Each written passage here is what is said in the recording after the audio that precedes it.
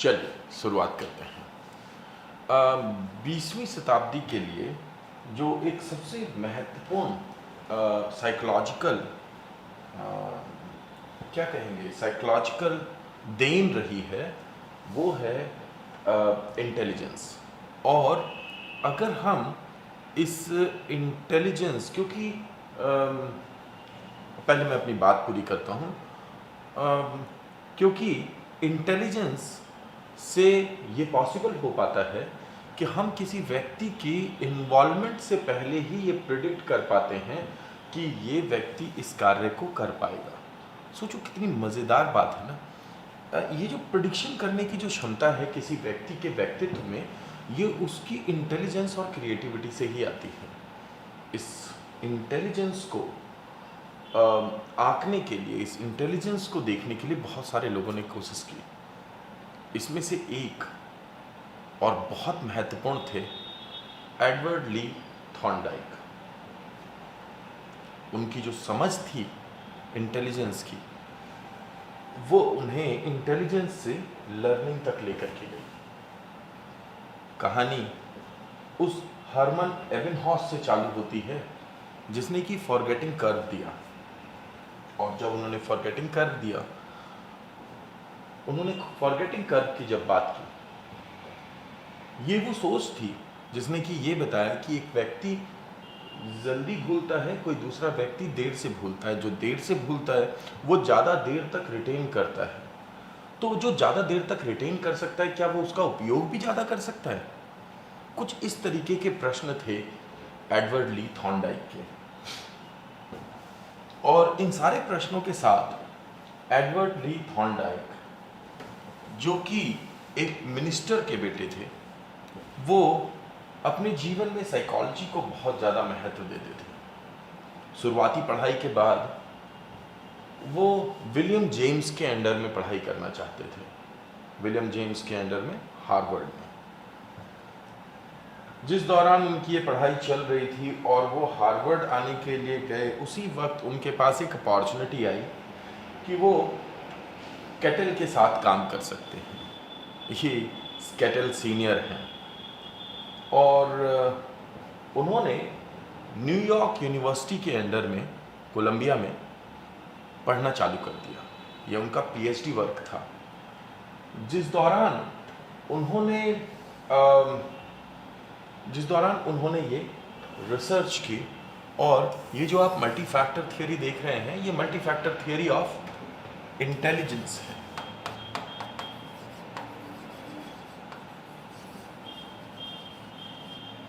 ये इंटेलिजेंस उस वक्त इंटेलिजेंस नहीं होती थी, उस वक्त एक सिंपल वर्ड होता था इंटेलेक्चुअल, पता नहीं, इसके आसपास कुछ था। मतलब एबिलिटी तो था नहीं, इंटेलेक्चुअल एबिलिटी नहीं होती थी। इंटेलेक्चुअलिटी या इंटेलेक्चुअल होता था जिससे कि ये अंदाज़ा लगाया जाता था कि ये व्यक्ति कुछ है, लेकिन उसके लिए इंटेलिग्रे या फिर इंटेलिजेंट या फिर इंटेलेक्चुअल जैसे शब्दों को डायरेक्टली उपयोग में नहीं लाया जाता था। यानी कि ये इतने उपयोगी शब्द नहीं थे उस वक्त। हम किस वक्त की बात कर रहे हैं और हम किस व्यक्ति की बात कर रहे हैं? वो व्यक्ति जिसने कहा कि psychology helps to measure the probability that an aim is attainable. है ना मजेदार बात? साइकोलॉजी है क्या? ये आपको एक क्षमता दे देती है ये अंदाजा लगाने की कि ये एम, ये उद्देश्य अचीवेबल है। अब ये व्यक्ति प्राप्त कर सकता है, ये जानवर प्राप्त कर सकता है, या कोई भी प्राप्त कर सकता है। क्यों कह रहा हूं व्यक्ति और जानवर? क्योंकि शुरुआती काम जो किया गया वो तो जानवरों पे ही किया गया, और सारी कहानी तो एनिमल इंटेलिजेंस की है। और थॉर्नडाइक कुछ डिफरेंट नहीं थे। आपको बता दें, शुरुआती बिहेवियरिस्ट थे, उनमें से थॉर्नडाइक थे। और थॉर्नडाइक उन सारे बिहेवियरिस्ट में शायद सबसे ज़्यादा बिहेवियरिस्ट थे। लेकिन क्योंकि बिहेवियरिज्म का उदय नहीं हुआ था, इसलिए इनको टैग नहीं किया गया बिहेवियरिज्म में। और मज़ेदार बात ये थी कि इन्होंने जिस विषय पर काम किया वो विषय था तो वैसे इंटेलेक्चुअलिटी, ये इंटेलेक्चुअलाइजेशन पर रिसर्च करना चाहते थे और इनकी रिसर्च थी भी उसी पे। और इन्होंने इंटेलेक्चुअलिटी को किस रूप में देखा? इन्होंने देखा उसे लर्निंग के रूप में शुरुआती समय में। और ये समय कौन सा था? ये वो समय था जिस वक्त में रशिया में अपने कुत्तों के साथ बिजी थे पाब्लो, उसी वक्त में न्यूयॉर्क में अपनी बिल्लियों के साथ व्यस्त थे थॉर्नडाइक। तो बिल्लियों के साथ थॉर्नडाइक और इधर कुत्तों के साथ में पाब्लो, और दोनों एक दूसरे से बेखबर थे कि दोनों ही एक ही फील्ड में काम कर रहे हैं। ईएल थॉर्नडाइक 1898 में had developed the most complete account up to that time of psychological phenomena along associationist line। associationist line मजेदार चीज है ना, इसी से आता है कनेक्शनिज्म, यानी दो या ज्यादा चीजों के बीच में कनेक्ट करके समझ सकने की क्षमता। That was Edward Lee Thorndike, जिसपे कि सबसे मुख्य रूप से इनका काम किया। इन्होंने जो काम किया वो लर्निंग पे नहीं था, लर्निंग पे काम हो गया। इन्हें लगा कि इंटेलेक्चुअल यानी इंटेलिजेंस क्या है, अगर हमने इस पे काम करना है तो शायद वो लर्निंग से होकर के जाता है। और आज की डेट में विश्वास मानिएगा, टॉलमैन की वो लाइन बिल्कुल सही है कि आज अगर आप लर्निंग पे काम करना चाहते हैं तो आप दो ही चीजें कर सकते हैं, या तो आप थॉर्नडाइक को सपोर्ट कर सकते हैं और या फिर थॉर्नडाइक को रिफ्यूट कर सकते हैं। तो हमने इस टाइम पीरियड को देख लिया जिस वक्त एक तरफ रशिया में पाब्लो और दूसरी तरफ न्यूयॉर्क में यानी यूएसए में बिजी थे।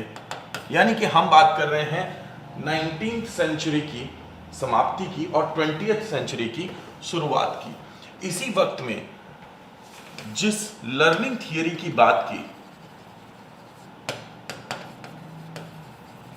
जिसमें कि law of use and disuse, motivation, satisfier, law of effect, law of exercise, identical element theory और पता नहीं कितनी, थॉर्नडाइक वाली वीडियो देख लीजिएगा, समझ में आ जाएगा। इतनी सारी चीजों पे इसने अपनी लर्निंग थियरी दी और लर्निंग को इतना एस्टैब्लिश किया कि इन्हें अपनी थीसिस, जो ये अपनी डॉक्टरल थीसिस लिख रहे थे, उसके पब्लिश होने से पहले ही अपनी गर्लफ्रेंड को जब इन्होंने लेटर लिखा तो उसके अंदर लिखा कि मैं कुछ ऐसा करने जा रहा हूं जो आज तक दुनिया में किसी ने नहीं किया है। और आने वाली दुनिया में हर वो व्यक्ति जो कि एजुकेशन से जुड़ा हुआ होगा वो मुझे याद रखेगा, और that is the reason he is known as father of education psychology. इनकी थियरी को कुछ इस तरीके से देखा जा सकता है। वो आप कहते हैं ना कई बार, यार इसमें मेरा क्या फायदा है ना, या फिर वो गजेंद्र वर्मा, इसमें तेरा घाटा मेरा कुछ नहीं जाता। तो profitless acts are stamped out. ऐसे काम जिनसे फायदा नहीं है,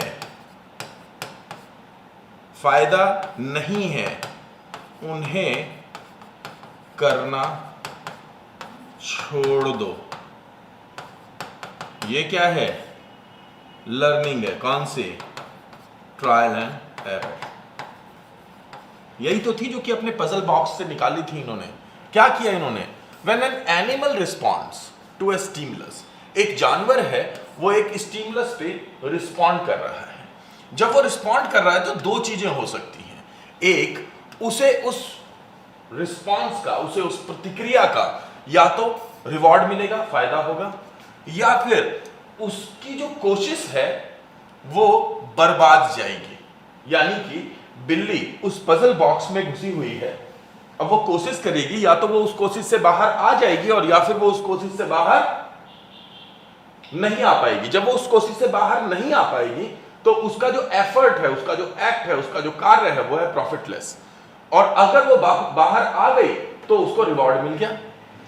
अब अगर उसको रिवॉर्ड मिल रहा है तो ये उसके व्यवहार को स्ट्रेंथन, मजबूत करेगा, और अगर उसे वो रिवॉर्ड नहीं मिल रहा है तो वीक करेगा। तो इसलिए इस रिवॉर्ड रिस्पॉन्स को वो बार बार दोहराएगी बिल्ली, और ऐसे में स्टैम्प्ड इन वो व्यवहार जिसमें रिवॉर्ड मिला वो अपना लेगी, अपने व्यवहार में ले आएगी, और जो प्रॉफिटलेस हैं वो स्टैम्प्ड आउट कर देगी, स्टैम्प्ड आउट कर देगी यानी अपने व्यवहार से बाहर कर देगी। तो एरर्स को अपने व्यवहार से बाहर करना ट्रायल के दौरान, दैट इज योर लर्निंग। इस लर्निंग में जिस चीज पे काम हुआ और जिस चीज पे ध्यान गया उसमें आप लोगों ने वेसलर का नाम सुना है? वेसलर जिन्होंने कि इंटेलिजेंस का क्वोशिएंट दिया था। वेसलर और थॉर्नडाइक को फर्स्ट वर्ल्ड वॉर में अपॉइंट किया गया था गवर्नमेंट के द्वारा साइकोलॉजिस्ट के रूप में और इन्हें ये देखना था कि एक आर्मी अल्फा टेस्ट होता है, आर्मी अल्फा टेस्ट होता है। ये जो आर्मी अल्फा मेजरमेंट है ये एक ग्रुप इंटेलेक्चुअल टेस्ट होता है। इसको डेवलप करने के लिए और इसको सही तरीके से लागू करने के लिए वेसलर ने और इन्होंने थॉर्नडाइक ने एक साथ काम किया था।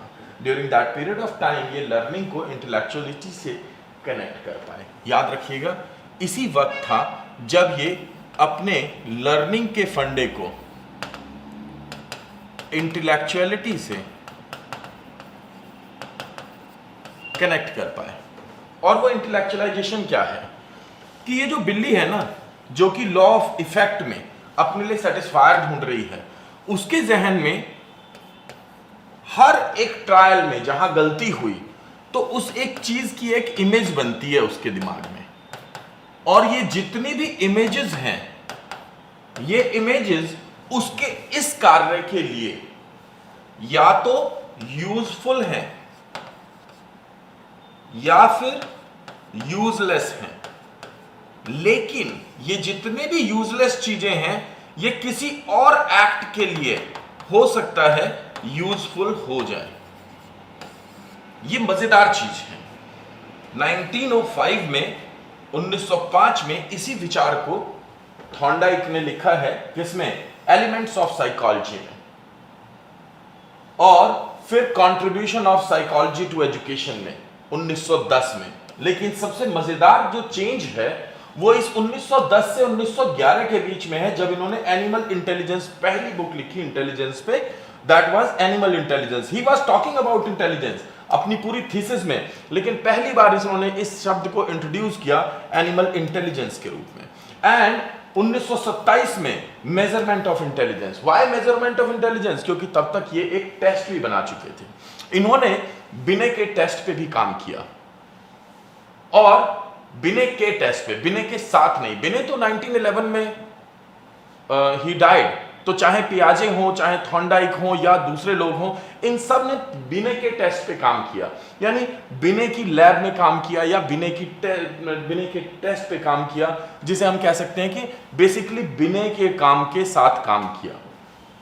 सो the measurement of intelligence, that was a unique work, CAVD test. और यही जो सोच है कि जो फेल्ड अटेम्प्ट हैं वो भी जाकर के उस बिल्ली के दिमाग में एक समझ बना रहे हैं, understanding of the world around, अपने आसपास की दुनिया की एक समझ क्रिएट कर रहे हैं। तो हो सकता है एक समय में की गई कोशिशों का प्रतिफल उस समय में की गई कोशिशों के रिजल्ट के रूप में ना मिले, लेकिन वो जो कोशिशें हैं वो ऑल टुगेदर आपको आपके एनवायरनमेंट को समझने का एक मौका देती हैं, और इसी से आपकी एक अपने एनवायरनमेंट को लेकर के सारे स्टिमुलस जो होते हैं उनको लेकर के एक समझ बनती है, और इस समझ को क्या? अंडरस्टैंडिंग ऑफ एनवायरमेंटल स्टिमुलस, और ये अंडरस्टैंडिंग ऑफ एनवायरमेंटल स्टिमुलस क्या है? This is called concrete intelligence.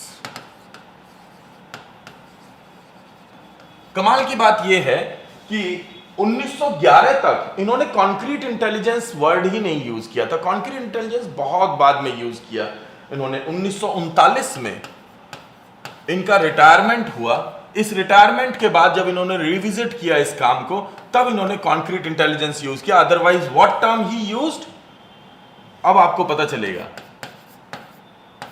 That was mechanical intelligence. मैंने क्यों कहा आपको पता चलेगा? आप तुरंत इसे जोड़ पाएंगे किससे? इंस्ट्रूमेंटल कंडीशनिंग से। सो मैकेनिकल इंटेलिजेंस यानी कॉन्क्रीट इंटेलिजेंस क्या है? ये जो हमारे आसपास दुनिया है, ये सारी मैकेनिकल वर्ल्ड है। हर चीज किसी ना किसी तरीके से, यांत्रिकी के तरीके से काम करती है। उसकी समझ अपने जहन में बनाना, ये मैकेनिकल इंटेलिजेंस है। तो आपने जो कार्य किया, वो कार्य जरूरी नहीं कि उस रिजल्ट के रूप में ही प्रतिफल लेकर के आए। उसमें की गई गलतियां भी आपकी बाहर की जो एनवायरनमेंट है उसकी समझ को बढ़ा देती हैं और आपको एक मैकेनिकल नॉलेज देती हैं। Either satisfied or annoyed. If you are annoyed, even then you are getting come to know about things. Hello Pragati. So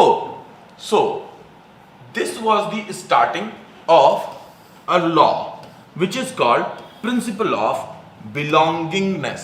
क्या है?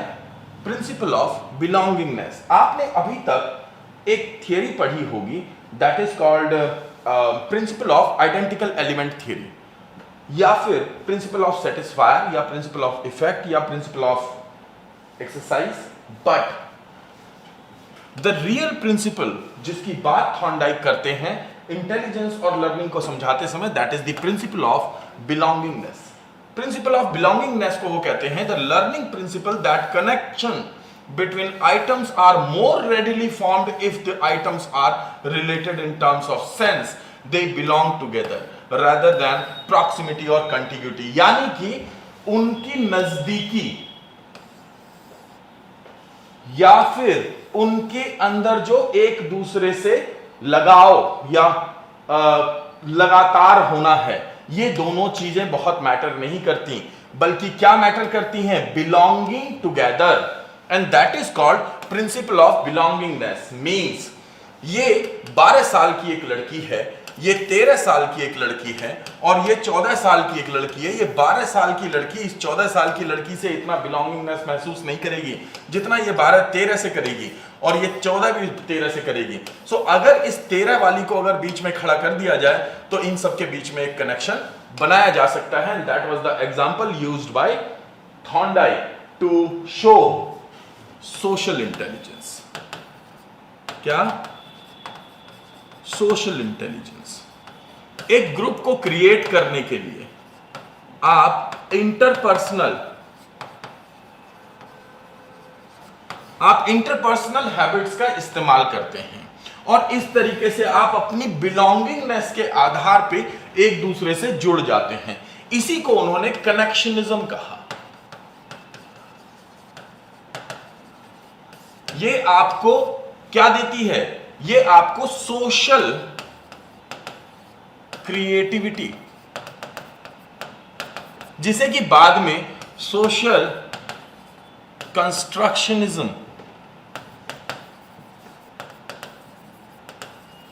की बात की गई। अगर मैं ये कहूं ना, इस कंस्ट्रक्शनिज्म यानी कि सोशल कंस्ट्रक्शनिज्म का बेसिक प्रिंसिपल क्या है? एसिमिलेशन और इंटरनलाइजेशन। भाई पियाजे के केस में एसिमिलेशन और वाइगॉत्स्की के केस में internalisation, both were given by this belongingness principal bye Thorndike.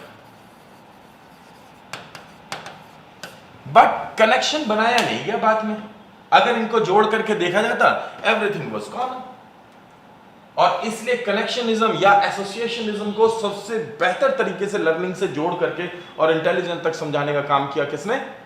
Edward Lee Thorndike ने, with this multi factor theory, where he says a mental act involves a number of these minute elements operating together and the degree of correlation is due to common element। Common element यानी 1936 में जिस theory को दिया गया identical element theory, ये basically identical element theory किस principal पे काम करती है? प्रिंसिपल ऑफ बिलोंगिंगनेस पे काम करती है। और ये जो प्रिंसिपल ऑफ बिलोंगिंगनेस है, ये क्या करता है? ये एक फैक्टर को किसी दूसरे फैक्टर के साथ जोड़ करके और एक पूरी स्ट्रक्चर बना देता है। So this is called his structure of intellectuality, जिसमें कि कोई एक फैक्टर नहीं बल्कि मल्टी फैक्टर्स काम कर रहे हैं। These are multi factors which are together working to result this। तो कोई भी एक फैक्टर काम नहीं करता, जो आइडेंटिकल एक जैसे दिखने वाले बहुत सारे फैक्टर होते हैं वो सब एक साथ मिल करके और एक इंटेलेक्चुअल एक्ट के लिए काम करते हैं। That was Edward Lee Thorndike and that's why he simply denied that anything is like general intelligence। There is nothing like general intelligence। It means इन्होंने जो सबसे बेसिक फैक्ट था जिसकी की बात या तो बिने कर रहे थे और या फिर, वैसे तो बिने नहीं कर रहे थे लेकिन हां बिने भी एक फैक्टर की बात करते हैं, तो ये उस बिने के फैक्ट को या फिर जो स्पीयरमैन, हालांकि स्पीयरमैन को भी ब्लेम ही करना होगा, 1923 में दी इन्होंने पूरी थियरी 1904 की बजाय, लेकिन बिने और स्पीयरमैन जो जिसकी बात कर रहे थे जनरल एबिलिटी की, ये इसको डिनाई करते हैं। There is nothing like a general ability, there is and propounded multi-factor theory or atomistic theory of intelligence। Atomistic theory because he talks about mechanical intelligence, जो मैकेनिकल इंटेलिजेंस इस circle के centre में है।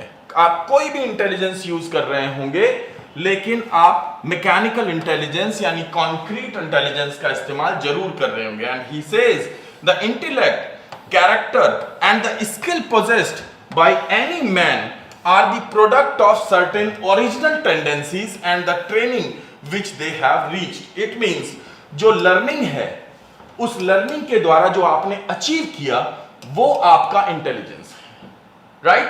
सो learning के through intelligence को आप बेहतर कर सकते हैं। That was what he wanted to say, that your learning increase intelligence।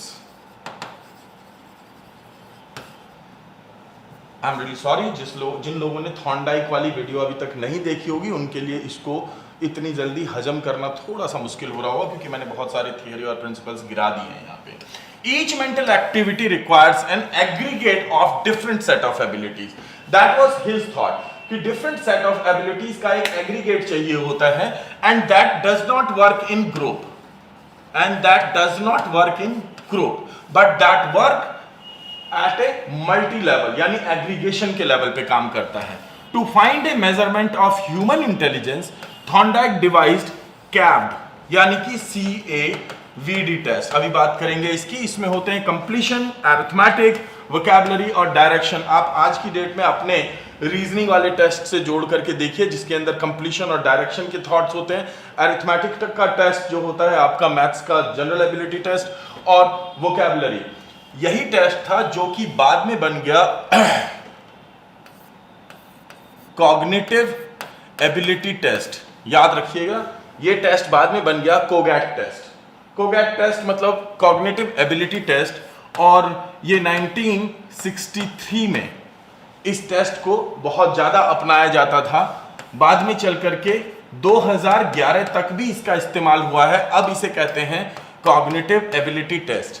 Britain में बहुत ज्यादा इस्तेमाल में लाया जाता है। ये CAVD टेस्ट का ही विकसित रूप है ना? So it became the model for all modern intelligence test. आज के जितने भी इंटेलिजेंस टेस्ट हैं उनके लिए ये एक मॉडल बन गया। शुरुआत में तो ये वैसे बेसिकली फर्स्ट वर्ल्ड वॉर के दौरान जो आर्मी पर्सन्स थे उनके लिए डिवाइस किया गया था। एंड असेस्ड, और इसने क्या असेस्ट किया? सबसे पहली बात तो mechanical intelligence. The first one मैंने क्या बताया था? मैकेनिकल इंटेलिजेंस, जो कि है understanding of how things works, इस चीज की अंडरस्टैंडिंग की चीजें कैसे काम करती हैं, यानी इसका तो इस्तेमाल होगा ही होगा। As well as abstract intelligence, Einstein को याद कर लीजिएगा, यानी क्रिएटिव एबिलिटी, है ना। और तीसरा एंड सोशल इंटेलिजेंस, यानी इंटरपर्सनल स्किल, मोदी जी, है ना। तो क्यों, वो तो अपनी बातों का ही खाते हैं, सॉरी मतलब पहुंचा मत देना उनके पास तक, आई एम जस्ट सेइंग। सो इस तरीके से जो सिद्धांत आया वो था बुद्धि का बहुकारक सिद्धांत। इसे बुक में देख सकते हैं। बुद्धि की प्रकृति को समझने के लिए एडवर्ड ली थॉर्नडाइक ने और गैरेट द्वारा वर्गीकृत बुद्धि जानने की जरूरत है। तो 1920 के दौरान उन्होंने बुद्धि की एक परीक्षा विकसित की जिसे पूर्णता अंकगणित शब्दावली निर्देश यानी कंप्लीशन अरिथमेटिक वोकैबुलरी और डायरेक्शन टेस्ट कहा जाता है, जिसे सीएवीडी टेस्ट कहा गया। और इसके सीएवीडी के द्वारा आप कंप्लीशन अरिथमेटिक वोकैबुलरी और डायरेक्शन को जज करते हैं, जो कि बाद में चल करके आप याद रख सकते हैं कोगैट बन गया, और जो कि बाद में चल करके बन गया CAT। तो इसका आप ध्यान रख सकते हैं। जहां तक बात करें कॉन्क्रीट इंटेलिजेंस, तो वो होती है मैकेनिकल इंटेलिजेंस, सोशल इंटेलिजेंस यानी कि इंटरपर्सनल यानी बात करने की, कम्युनिकेशन की, एक दूसरे से बात व्यवहार की, और एब्स्ट्रैक्ट इंटेलिजेंस यानी कि क्रिएटिव इंटेलिजेंस, जो इस कॉन्क्रीट इंटेलिजेंस से यहां पे आती है। तो बेसिकली अगर आप स्कूल स्मार्ट हैं, if you are school smart then that is what is working for you, abstract intelligence। अगर आप street smart हैं तो आप social intelligence में हैं, street smart, बातचीत करके अपना काम निकाल लेना, ठीक है ना। और अगर आप just एवं स्मार्ट हैं, यानी कि आप अपना काम चला लेते हैं, प्रॉब्लम्स को सॉल्व कर लेते हैं, खाना खा लेते हैं, सीढ़ियों पे चढ़ लेते हैं, बाकी कोई भी काम कर लेते हैं, तो भी आप स्मार्ट हैं। और तब आप जस्ट स्मार्ट हैं, मैकेनिकल इंटेलिजेंस, आपको पता है कौन सी चीज़ कैसे काम करती है, पानी बोतल में पिया जाता है या गिलास में पिया जाता है, तो आपको चीज़ें पता है, that is it. So concrete intelligence, जिसे मूर्त बुद्धि कहा जाता है, यह वास्तविक व्यक्तियों को समझने, उन्हें पर्याप्त रूप से प्रतिक्रिया देने और व्यक्ति की क्षमता, दैनिक जीवन की विभिन्न गतिविधियों और ठोस बुद्धि, स्पष्ट रूप से ठोस बुद्धि पे जब आएंगे तब इसकी बात करेंगे। हाँ, तो बेसिकली ये मूर्त बुद्धि होती है, और मूर्त बुद्धि यानी वस्तुओं, अपने एनवायरनमेंट को समझने की जो क्षमता होती है वही होती है। गत्यात्मक या यांत्रिकी बुद्धि भी कहा जाता है, बड़ा क्लियरली दिया हुआ है, गत्यात्मक या यांत्रिक बुद्धि यानी मैकेनिकल इंटेलिजेंस, ठीक है ना। तो मोटर या मैकेनिकल इंटेलिजेंस भी कह सकते हैं इसे, यानी आपके दिनचर्या के छोटे मोटे काम कैसे होते हैं, आप शॉपिंग कैसे कर सकते हैं, आप जो अपना नौकरी कर रहे हैं वो, या फिर किसी टूल्स वगैरह का यूज कर रहे हैं, you can do that. Next is abstract intelligence. याद रखिएगा, आइंस्टाइन जिसके बाल खड़े थे, सार बुद्धि कहते हैं या फिर संप्रत्यात्मक बुद्धि कहते हैं। इसमें संख्याओं, प्रतीकों, सिंबल्स आदि की बात करते हैं। यानी कि अगर कोई कहता है कि क्रिएटिव इंटेलिजेंस की बात की थी थॉर्नडाइक ने या नहीं, तो उन्होंने बात की थी एब्स्ट्रैक्ट इंटेलिजेंस में क्रिएटिविटी की, और यही होती है जो स्कूल स्मार्ट होती है। और तीसरा होता है सोशल इंटेलिजेंस, यानी कि आपकी गली में जो आपकी मम्मी गली वाली महिलाओं से काम चला लेती हैं कि गेट पे खड़े होकर के वार्तालाप कर रही हैं और उसी में उनकी बात बन जाती है। So what she is using her social intellect skills, सामाजिक बुद्धि, और इस प्रकार से वो किसी भी व्यक्ति के दैनिक जीवन में सामाजिक स्थितियों, प्रतिक्रियाओं, बातचीत, इन सब से अपना काम निकाल ले रहे हैं। तो जो लोग मिलनसार होते हैं, सामाजिक क्रियाओं में रुचि रहते हैं, जो भाषण देना चालू करते हैं तो रुकते नहीं हैं, या फिर जो अध्यापक होते हैं, मैं सारी अपनी बुराइयों की को एक्सेप्ट करते हुए ये बता रहा हूँ कि ये होती है सामाजिक बुद्धि। और इस तरीके से 3 प्रकार की बुद्धियों की बात की थी।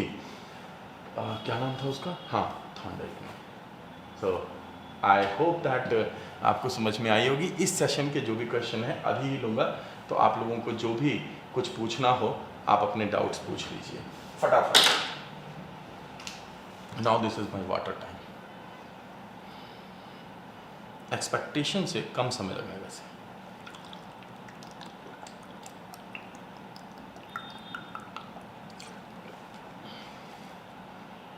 ओए, ये जरूर बताना कैसा लगा।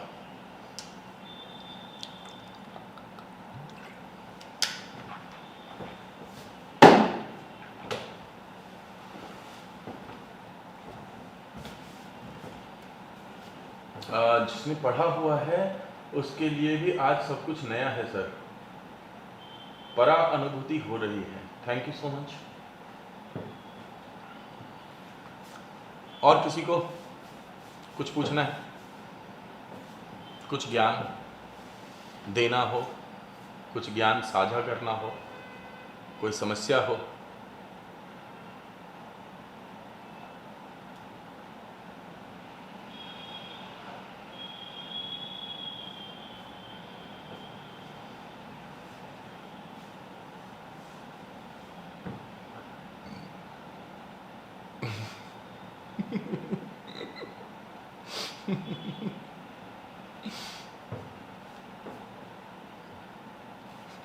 वरना ये तो वैसा हो गया, सैवी ने जो लिखा है, एक दिन मेरा नेफ्यू कुछ समझा रहा था तो कहता है जैसे वो होता है ना का खा से कबूतर, तो ये तो वो वाला हो गया, जहर।